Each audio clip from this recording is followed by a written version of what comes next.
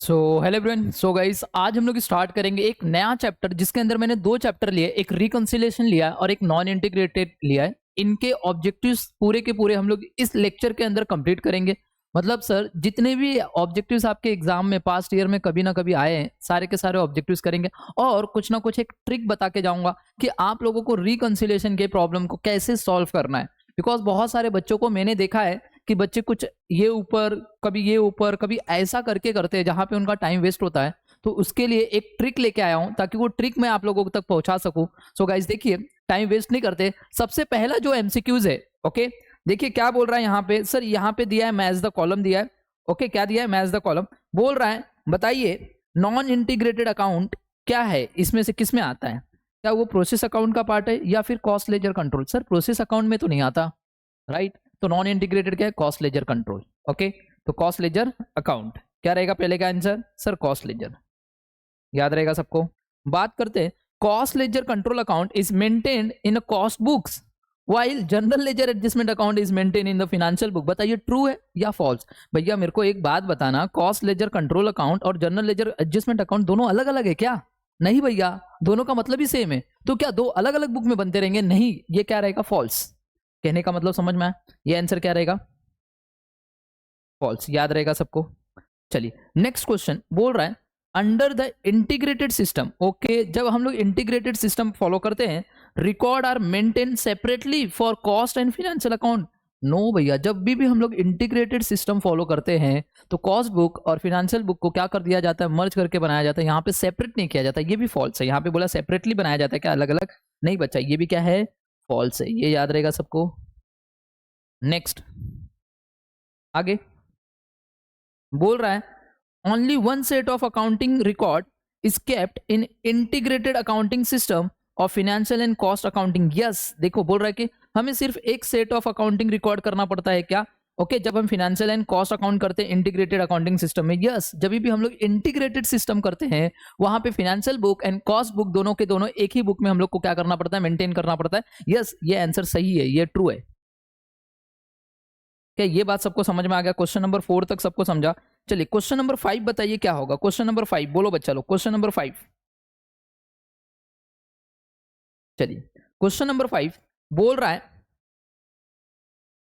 when you attempt reconciliation of a profit as per financial account, cost account, the following is done. Okay, बोल रहा है when you attempt the reconciliation of profit as per financial and cost account, the following is done। बताइए कौन सा इसमें से correct होगा? चार ऑप्शन दिया है, चार ऑप्शन दिया, इसमें से कौन सा करेक्ट होगा? ओके, थोड़ा सा ध्यान देना, चारों में से कौन सा करेक्ट होगा? पहला लिखा है add the under absorption of overhead in a cost account if you start from the profit as per financial account. बोल रहा है अगर हम लोग स्टार्ट करते हैं profit as per financial account से तो बोल रहा है under absorption of overhead in cost जो होगा उसको ऐड करेंगे, ऐसा बोल रहा है। इसका मतलब दूसरा क्या बोल रहा है? add the under absorption of overhead in a cost account if you start from the profit as per cost account। बोल रहा है अगर हम लोग स्टार्ट करते हैं profit as per cost account से तो क्या अंडर एब्जॉर्प्शन जो होगा ओवरहेड इन कॉस्ट उसको ऐड करेंगे, ऐसा पूछा है। थर्ड वाला ऑप्शन देखिए, अगर मैं स्टार्ट करता हूँ profit as per financial book से तो ऐड करना है क्या? Over absorption of overhead in cost जो हुआ है। उसके बाद बोला if you start from the profit as per cost account, अगर मैं कॉस्ट अकाउंट से स्टार्ट करता हूँ तो मुझे ऐड करना है over absorption of overhead in cost account. बताओ। तो गाइस एक क्वेश्चन मैं आपको करवाना चाहता हूँ जिससे आपको पूरा क्लेरिफाई हो जाए कि सर हमें ना रिकंसिलिएशन में सबसे ज्यादा डाउट रहता। आज के बाद ना आपको कभी जिंदगी में रिकंसिलिएशन में डाउट नहीं आएगा। इसको कराने से पहले मैं एक क्वेश्चन आप लोगों को करवा देता हूं, बिकॉज वो क्वेश्चन अगर आप लोगों को आ गया ना बच्चा तो आराम से रिकंसिलिएशन का कितने से बड़ा टफ क्वेश्चन भी अगर आपके सामने आएगा ना बच्चा, आप कर लोगे, आराम से कर लोगे। चलिए देखिए, अगर मैं बात करूं तो उससे पहले मैं आपको क्वेश्चन नंबर आपके स्टडी मटेरियल का ही कराना चाहता हूं, कोई ज्यादा यहां वहां का नहीं। स्टडी मटेरियल का क्वेश्चन नंबर 3 दिख रहा है? क्वेश्चन नंबर 3 देखो। ओके, देखिए बच्चा लोग, ये क्वेश्चन अगर आपको आ गया भैया हमारा रिकंसिलिएशन हो गया, कहने का मतलब समझ में आ गया। ओके, ये याद रहेगा, अगर ये वाला क्वेश्चन आपको आ गया इसका मतलब आपका रिकंसिलिएशन कंप्लीट, कहने का मतलब समझ में आ गया। सर एक ट्रिक बताओ। सर कब से आप बोल रहे हो तो एक ट्रिक बताओ, तो मैं आपको ट्रिक बताता हूँ, ध्यान से देखना। हमेशा हमेशा हमेशा हम कौन सा सब्जेक्ट पढ़ रहे हैं सर? कॉस्ट। तो हमेशा ना बच्चा लोग आप कॉस्ट अकाउंट से स्टार्ट करना। किससे स्टार्ट करना? Profit as per cost account. किससे स्टार्ट करना? Profit as per cost record या फिर profit as per cost book. यहां से आपको स्टार्ट करना है। जब भी आप profit as per cost book से स्टार्ट करोगे ना, तो याद रखना जब भी आपके कॉस्ट में, किस में, एक कॉस्ट बुक होगा और एक एफए होगा, फिनेंशियल, याद रहेगा। जब भी आप कॉस्ट से स्टार्ट करोगे, किससे स्टार्ट करोगे? हमेशा कॉस्ट से आपको स्टार्ट करना है। अगर आपका एक्सपेंसेस कम होगा तो आपको हमेशा लेस करना पड़ेगा कॉस्ट में। याद रहेगा क्या मैंने बोला? अगर आपका एक्सपेंसेस कॉस्ट में कम दिखाई दे रहा है, हमेशा उसको लेस करो। तो याद रहेगा एक्सपेंसेस क्या रहेगा? कम, तो लेस करो। तो एक्सपेंसेस कम लेस, याद रहेगा एक्सपेंसेस कम रहेगा तो हमेशा लेस करना कॉस्ट में। ओके, अगर आपका एक्सपेंसेस ज्यादा होगा कॉस्ट में, किस में बात कर रहा हूं? कॉस्ट में अगर ज्यादा दिखाई दे रहा है, हमेशा उसको ऐड करना, बस ये याद रहेगा। सर ये एक्सपेंसेस, तो इनकम क्या होगा? अगर आपका इनकम कम होगा तो हमेशा ये ऐड होगा, ये याद रहेगा सबको। अगर आपका इनकम कॉस्ट में अगर ज्यादा दिखाई दे रहा है तो हमेशा इसको लेस करना, बस इतना याद रखना। हो गया, खत्म। खत्म। हाथ भी घुमाने की जरूरत नहीं है बच्चा, आप लोगों को कोई भी हाथ घुमाने की जरूरत नहीं है, ऐसा ऐसा ऊपर नीचे करने की जरूरत नहीं, बस खत्म हो गया। देख लो मैंने क्या बोला, हमेशा आपको कॉस्ट से स्टार्ट करना है। अगर कॉस्ट का एक्सपेंसेस कम दिखाई दे रहा है, हमेशा उसको लेस करो। अगर कॉस्ट का एक्सपेंसेस हमें से ज्यादा दिखाई दे रहा है, उसको ऐड करो। जस्ट इसका अपोजिट ये देखो, कम था तो लेस, एक्सपेंसेस कम था तो लेस। तो इनकम कम रहेगा तो क्या होगा? ऐड। एक्सपेंसेस ज्यादा था तो ऐड किया, इनकम ज्यादा रहेगा तो लेस करना है। बस हमेशा आपको कॉस्ट से स्टार्ट करना है। किससे स्टार्ट करना है? कॉस्ट बुक से ही स्टार्ट करना है।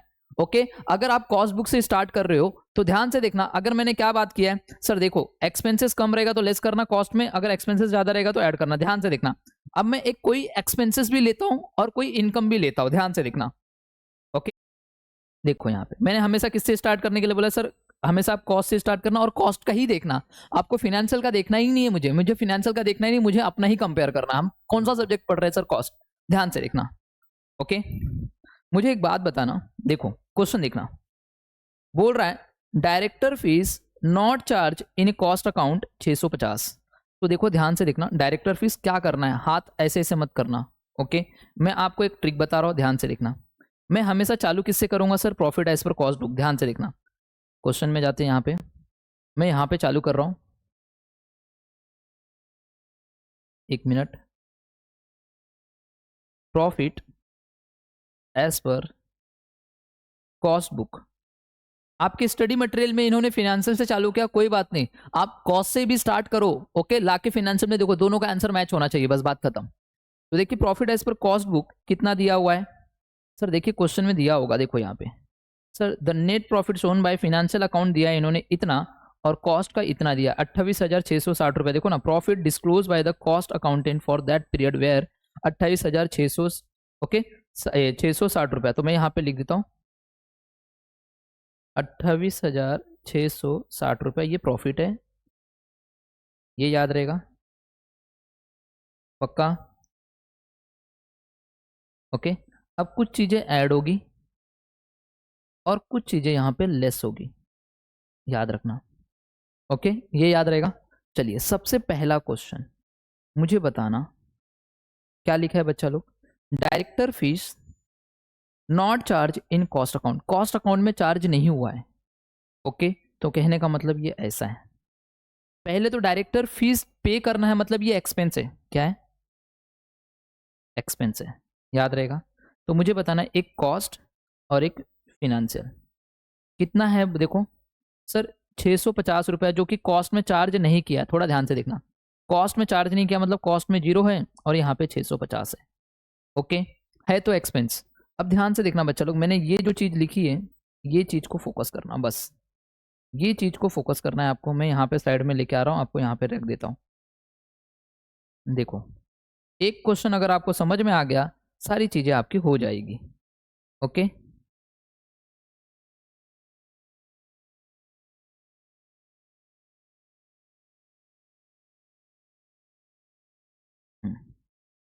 मुझे बताना, बताओ कॉस्ट में चेक करो, एक्सपेंस है, कॉस्ट में क्या है, कम है या ज्यादा? हमेशा याद रखो कॉस्ट का ही चेक करना है, कॉस्ट में कम है सर अगर कॉस्ट में एक्सपेंस कम दिखाई दे रहा है, देखो कंपेयर करो ना, कॉस्ट में कम क्या है, कॉस्ट में 0, इसमें 650, कॉस्ट में क्या है वो देखो, हमेशा कॉस्ट में ही देखना है, कॉस्ट में क्या है सर कम है, देखो 600 0 दिख रहा है, कॉस्ट में क्या है हमेशा देखो कम दिखाई दे रहा है, तो बताओ कम है तो क्या करना पड़ेगा, इसको लेस करना पड़ेगा, चलो लेस लिख दो यहाँ पे, समझा। तो ये जो चीज है, ये वाली जो चीज है आपकी डायरेक्टर फीस वाली जो चीज है बच्चा, ये कॉपी करो यहाँ से यहाँ तक पूरा कॉपी, एंड यहाँ पे इसको पेस्ट कर दो, समझ में आया, ये लो इसको मैंने यहाँ पे लिख दिया, लेस करना है 650 रुपये को। क्या ये बात सबको समझ में आएगा, क्या ये बात सबको समझ में आया, इसको क्या करना है लेस करना है, या फिर आप ऐसे लिख दो, या फिर आप इसको लेस करना है, तो मैंने यहाँ पे लिख दिया 650। क्या ये बात सबको समझ में आया, क्या बोलो हाँ समझ में आया। हमने क्या लिखा है, एक्सपेंसेस दिखा 0 है, कॉस्ट में क्यों उसने बोला एक भी चार्ज नहीं किया 0 है, यहाँ पे 650, एक्सपेंसेस कम है तो क्या करना है हम लोग को लेस करना है। चलो नेक्स्ट देखो, नेक्स्ट वाला देखो, नेक्स्ट बोला है a provision for bad debts, bad and doubtful debts 570। मुझे एक बात बताना, ये जो बैड एंड डाउटफुल डेब्ट्स है ये कॉस्ट में नहीं आता, मतलब ये खर्चा है, एक्सपेंस है एक तरह से, ओके जो बैड डेब्ट्स हो गया, ओके ओके प्रोविजन है कि, और ये हमारे कॉस्ट में नहीं आता, एक्सपेंस है मतलब हमारे कॉस्ट में ये क्या है 0 है, तो हमारे कॉस्ट में एक्सपेंस है, कॉस्ट में तो 0 दिखाई दे रहा है, और यहाँ पे कितना है सर 570। अब मेरे को बताओ फिर से, अब मेरे को बताओ बच्चा लोग फिर से बताओ मेरे को क्या है, एक्सपेंस है, अपने में देखो, अपना मतलब हमेशा कॉस्ट में देखो क्या दिखाई दे रहा है सर कम दिखाई दे रहा है, अगर कॉस्ट में कम है एक्सपेंस तो क्या करना है सर लेस करना, मतलब ये वाला एलिमेंट भी क्या होगा सर लेस होगा। तो यहां से कॉपी करो, यहां से कॉपी करो इसको, और इसको यहाँ पे पेस्ट करो, ओके यहाँ पे पेस्ट करो इसको, और यहाँ पे लिख दीजिए 570 रुपया। क्या ये बात सबको समझ में आ गया, दो चीज हो गई कंप्लीट। अब बात करते हैं नेक्स्ट थर्ड, बैंक इंटरेस्ट और क्रेडिट लिखा है, देखो बैंक इंटरेस्ट है और क्रेडिट है, ओके हमेशा याद रखना कोई भी इनकम हमारे कॉस्ट शीट में नहीं आता, और ये एक तरह से इनकम है। तो चलिए देखिए तीसरा वाला जो एंट्री है वो क्या है सर, इनकम की बात कर रहा है, किसकी बात कर रहा है, इनकम, ओके और इनकम जो होता है वो हमारे कॉस्ट शीट में तो आता ही नहीं, जब हम कॉस्ट शीट बनाते हैं वहां पे कोई इनकम नहीं आता, यहाँ पे 30 रुपीज दिया है, तो याद रखना बच्चा लोग इनकम हमारे कॉस्ट शीट में नहीं आता, और यहाँ पे 30 रुपया है, याद रखना इनकम हमारे कॉस्ट शीट में नहीं आता, इसलिए हमारे यहाँ पे 0, इनके यहाँ पे 30। अब मेरे को बताओ इनकम हमारे यहाँ पे क्या है, कम है या ज्यादा है, कंपेयर देख लो दोनों में, हमारे यहाँ पे क्या, खाली हमारे यहाँ पे देखना है कॉस्ट में क्या दिखाई दे रहा है, कम दिखाई दे रहा है, इसके कंपेयर में देखना है अपने में क्या है कम। अगर इनकम कम है तो क्या करना पड़ेगा सर, कॉस्ट से स्टार्ट किए ऐड करना पड़ेगा, ऐड कर दो, समझ में आ गया क्या। तो ये जो है बैंक इंटरेस्ट जो है आपका बच्चा, इसको क्या करना पड़ेगा आपको, ऐड करना पड़ेगा, यहाँ पे लेके जाके इसको ऐड कर दो, ऐड कर दो कितना सर 30 रुपया। चलो नेक्स्ट, इनकम टैक्स। अब मेरे को बताओ इनकम टैक्स क्या है सर, इनकम टैक्स जो होता है वो पे करना पड़ता है, वो भी एक एक्सपेंस है, बट हमारे कॉस्ट शीट जब हम बनाते हैं तो कॉस्ट शीट में आता नहीं है, तो इनकम टैक्स हमारे कॉस्ट शीट में नहीं आएगा, मतलब ये क्या है सर, ये तो एक्सपेंस है। तो मैं यहाँ पे लिख देता हूँ बच्चा, एक तरह से इनकम टैक्स एक्सपेंस है, ये कॉस्ट शीट में तो नहीं आता, तो कॉस्ट शीट में 0 दिखाई देगा, और बच्चा यहाँ पे कितना है ये सर, यहाँ पे देखिए इनकम टैक्स यहाँ पे है 8,300, तो चलिए यहाँ पे हम लोग लिखेंगे 8,300, तो ये फिनेंशियल बुक में आता है, कॉस्ट में नहीं आता। अब मेरे को बताओ सर एक्सपेंसेस है, अपने में क्या, अपने में ही चेक करना, अपने में कम दिखाई दे रहा, अगर अपने में कम है तो लेस करो। तो चलिए सर इनकम टैक्स हम लोग को क्या करना पड़ेगा, लेस करना पड़ेगा, कितना सर 8,300। चलिए नेक्स्ट, नेक्स्ट देखो बच्चा लोग,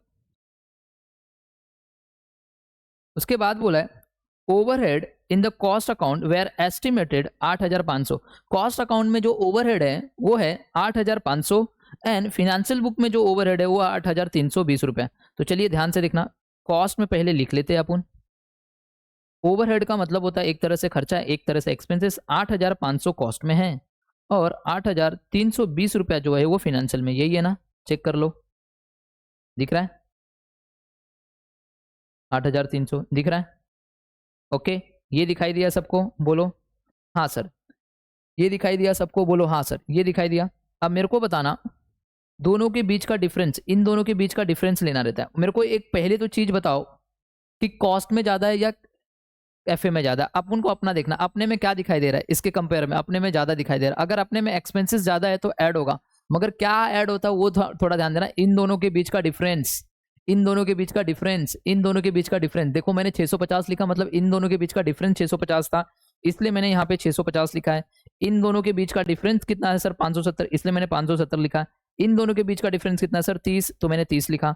इन दोनों के बीच का डिफरेंस कितना है सर 8300, तो मैंने 8300 लिखा। इन दोनों के बीच का जो डिफरेंस होगा वही आपको लिखना। बच्चा लोग ये मत लिख देना 8500 मत लिखना, दोनों के बीच का डिफरेंस जो होता है वो लिखना होता है यहाँ पे रिकनसाइल करते टाइम, ये याद रहेगा। तो मुझे बताना यहाँ पे कितना आएगा सर 8500 और 8320, मगर अपने में ज्यादा दिखाई दे रहा है एक्सपेंसेस, अगर अपने में ज्यादा है तो ऐड कर दो। 8500 है तो मेरे को बताओ कितना ज्यादा है अपने में सर, देखा जाए तो 8500 है, 8500 उसमें से 8320 फिनेंशियल में लिखा है तो 180 ज्यादा दिखाई दे रहा है। इन दोनों के बीच का जो डिफरेंस है 180, वो हम लोग को क्या करना है, एक्सपेंस ज्यादा है तो ऐड करना पड़ेगा। मतलब आपको ओवरहेड ओवर वैल्यूड जो है वो यहाँ पे लिखना पड़ेगा, ओवरहेड ओवर वैल्यूड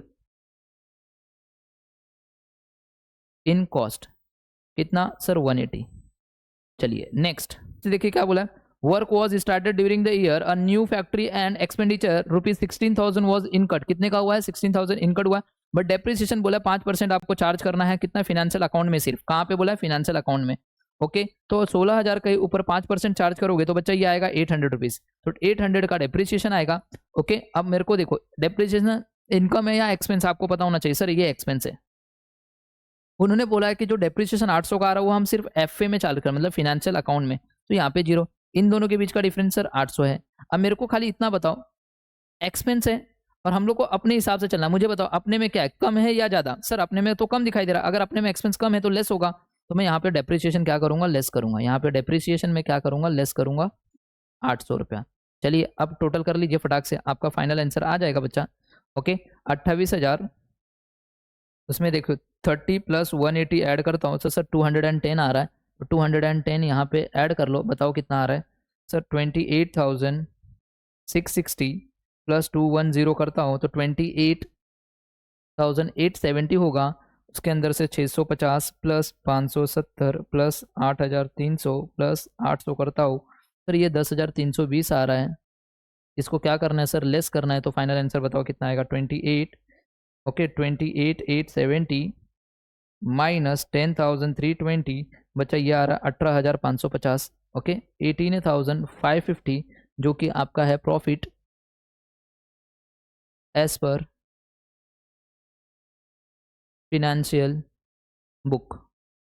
चेक कर लो आंसर में यही है क्या, चेक कर लो, देख लो, ये देखो यहाँ पे फिनेंशियल बुक में 18,550 आ रहा है, दिख रहा है बच्चा। मैंने कुछ नहीं किया, मैंने बस ये आपको याद रखना है, ये आपको याद रखना है, हम हमेशा आपको कॉस्ट से स्टार्ट करना है, हमेशा आपको कॉस्ट से स्टार्ट करना है।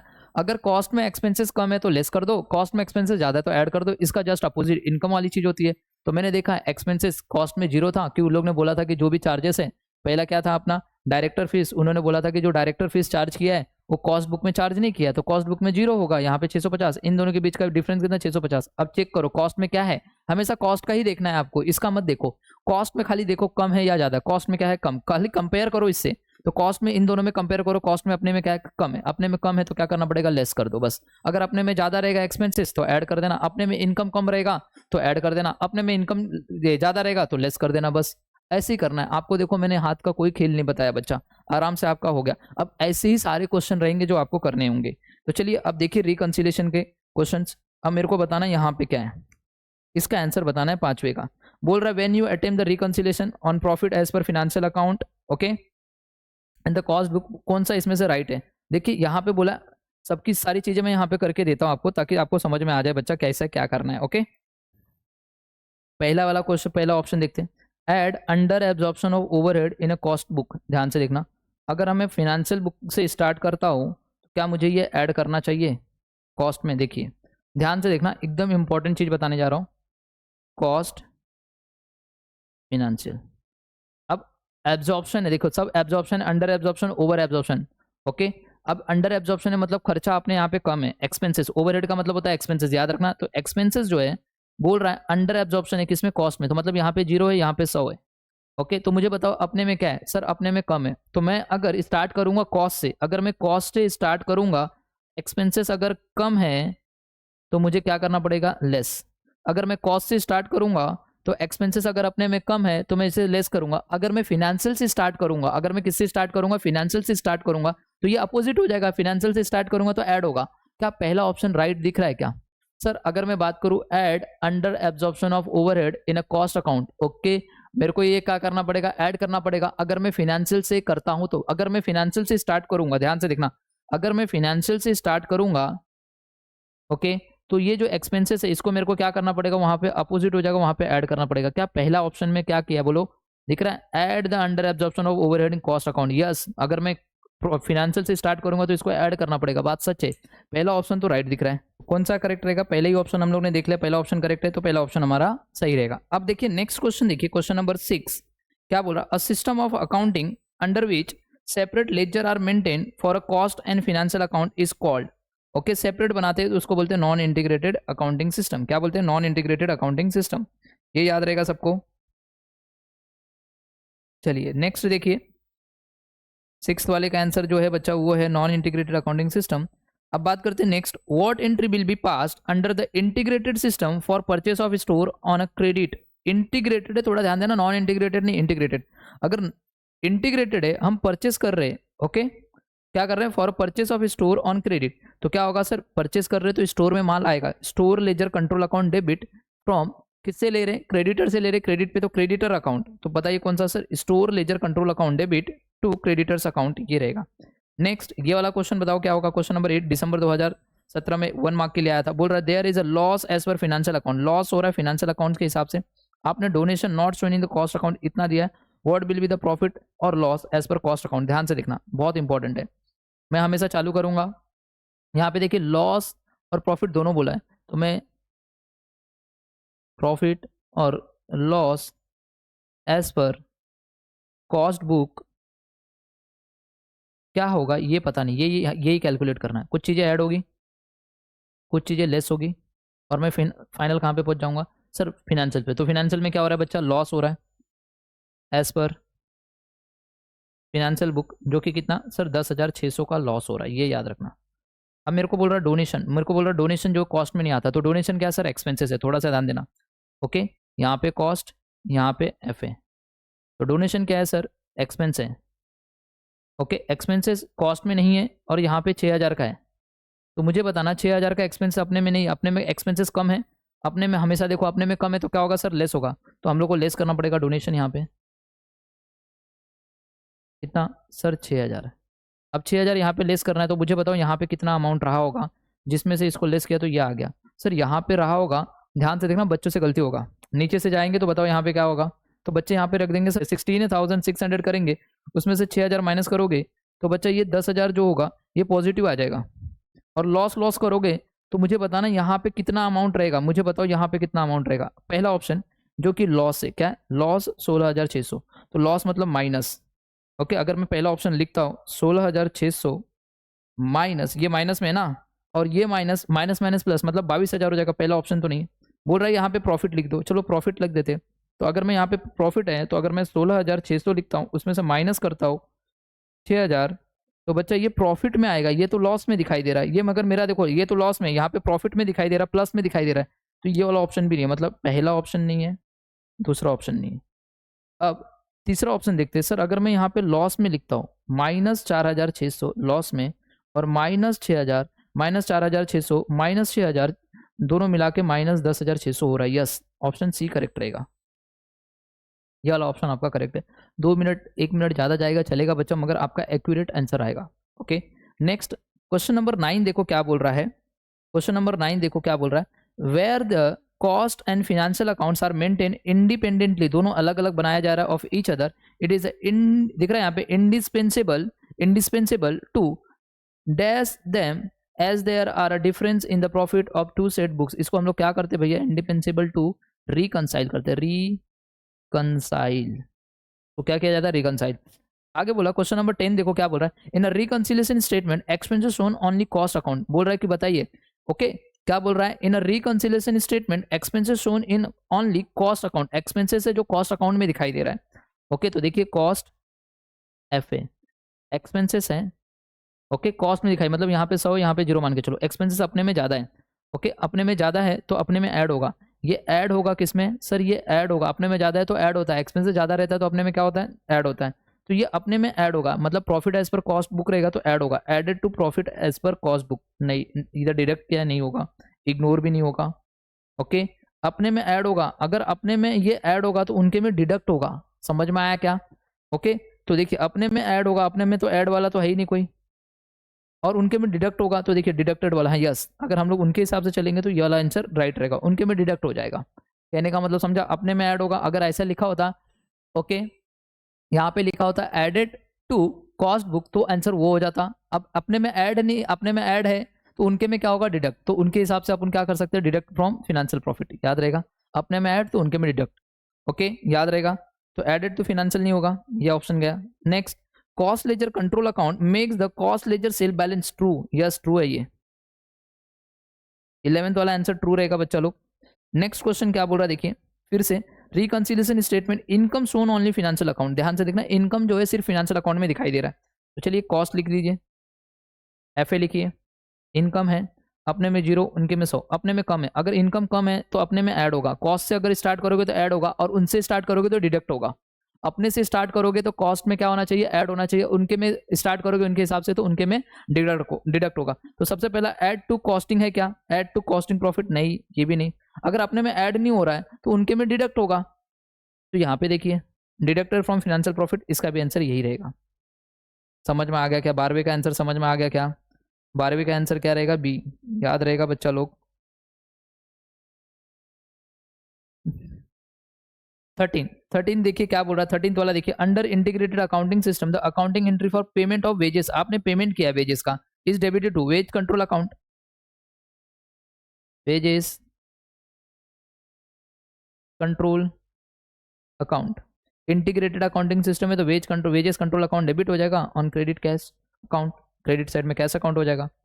Okay, in a reconciliation system expenses shown only financial account, ध्यान से देखना फिर से आ गया है, ऐसे ही क्वेश्चन आपके एग्जाम में आएंगे, ध्यान से देखना क्या बोल रहा है, एक्सपेंसेस शोन इन फिनेंशियल अकाउंटिंग, ये कॉस्ट ले लो, यहाँ पे एफ ए ले लो, एक्सपेंसेस है, अब 0 कॉस्ट में 0 क्यों इधर दिख रहा है, अब बताओ कॉस्ट में कम है, अगर कॉस्ट में कम है एक्सपेंसेस तो लेस होगा, हम लोग अपने से स्टार्ट करेंगे तो इसको लेस करना पड़ेगा, हम लोग अगर अपने से स्टार्ट करेंगे बच्चा इसको क्या करना पड़ेगा, लेस करना, और उनसे स्टार्ट करोगे तो ऐड, अपने में लेस उनके में ऐड, याद रखना।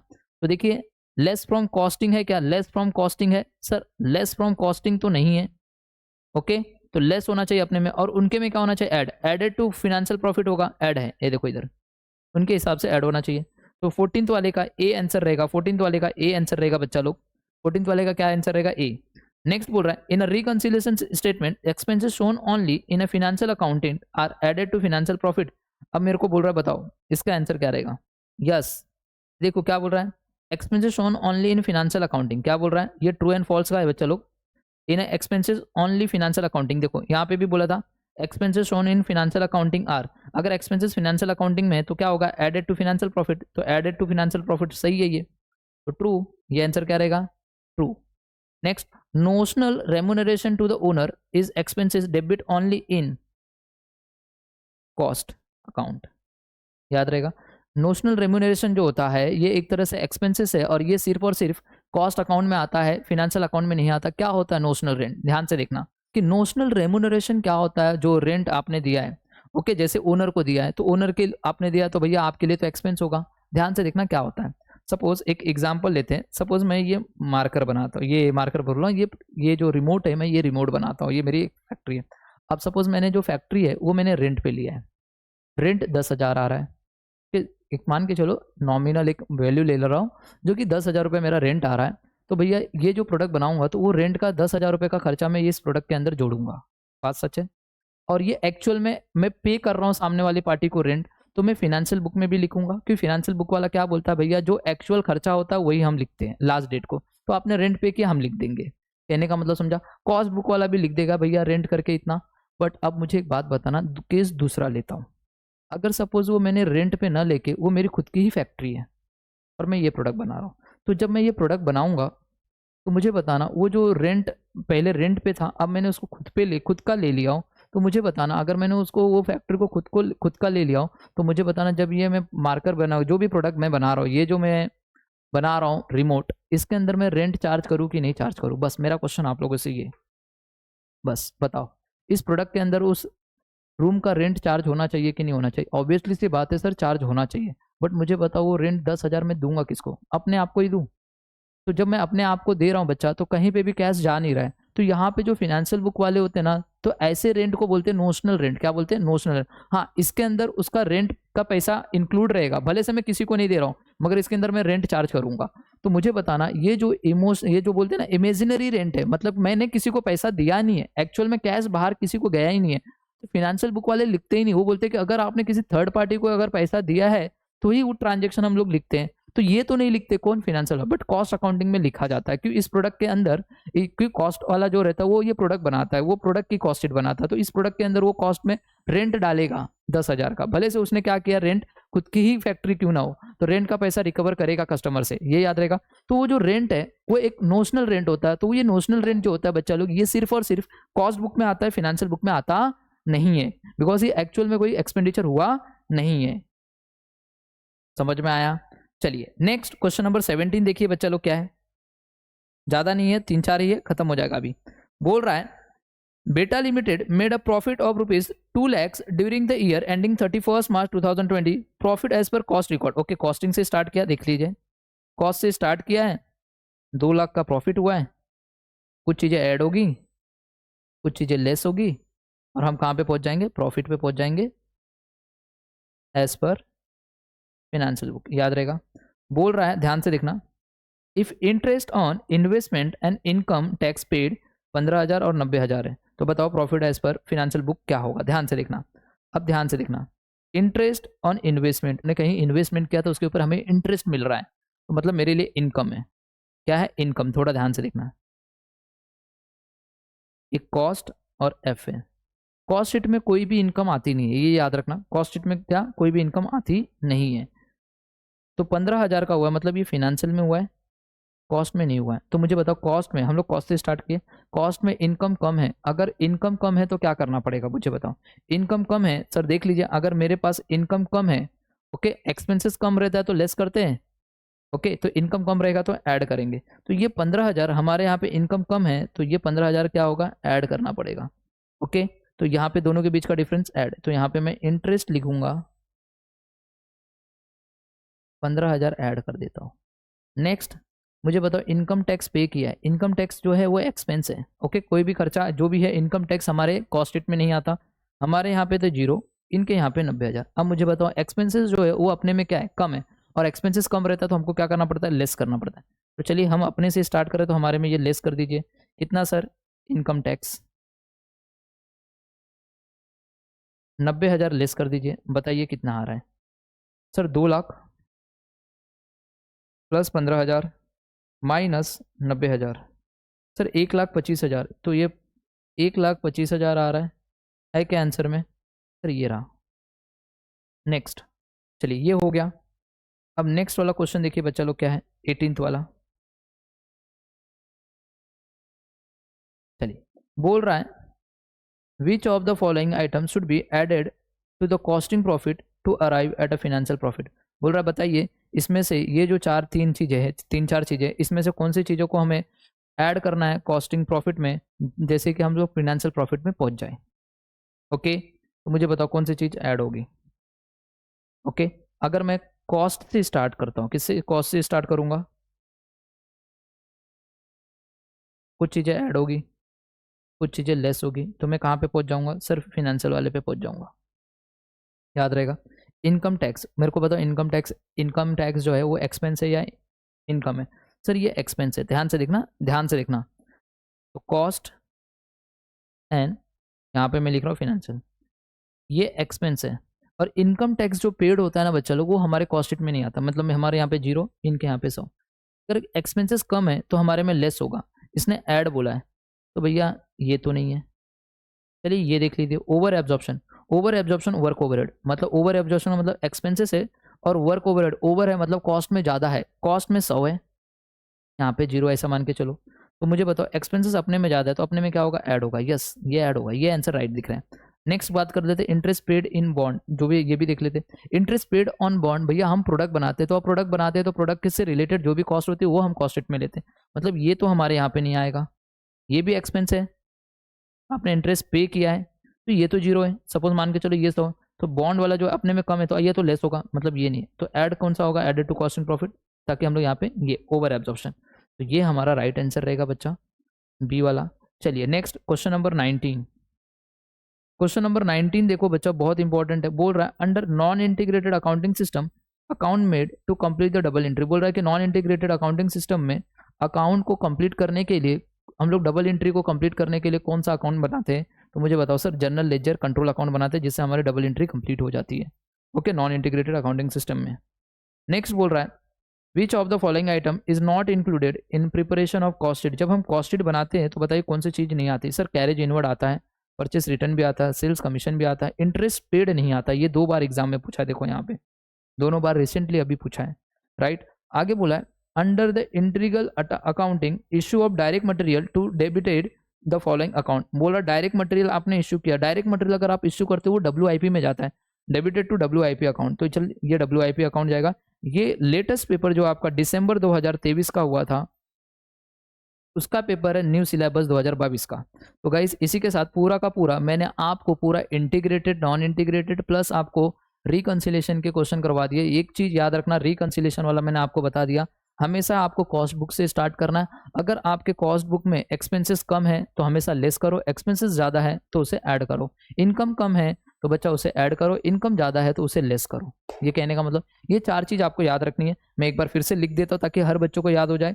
देखो एक याद रहेगा तो आपको याद हो जाएगा, कमलेस वाली चीज़ याद रखना, हमें हमेशा कॉस्ट से स्टार्ट करना है और हमें हमेशा कॉस्ट को ही देखना है, FA को नहीं देखना है।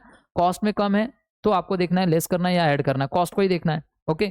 तो देखिए मैंने बोला एक्सपेंसेस हमेशा याद रखना, कम रहेगा तो आपको लेस करना है, तो ये याद रहेगा कमलेस। तो एक्सपेंसेस ज़्यादा रहेगा तो क्या होगा कॉस्ट में, बोलो सर, ये ऐड हो जाएगा।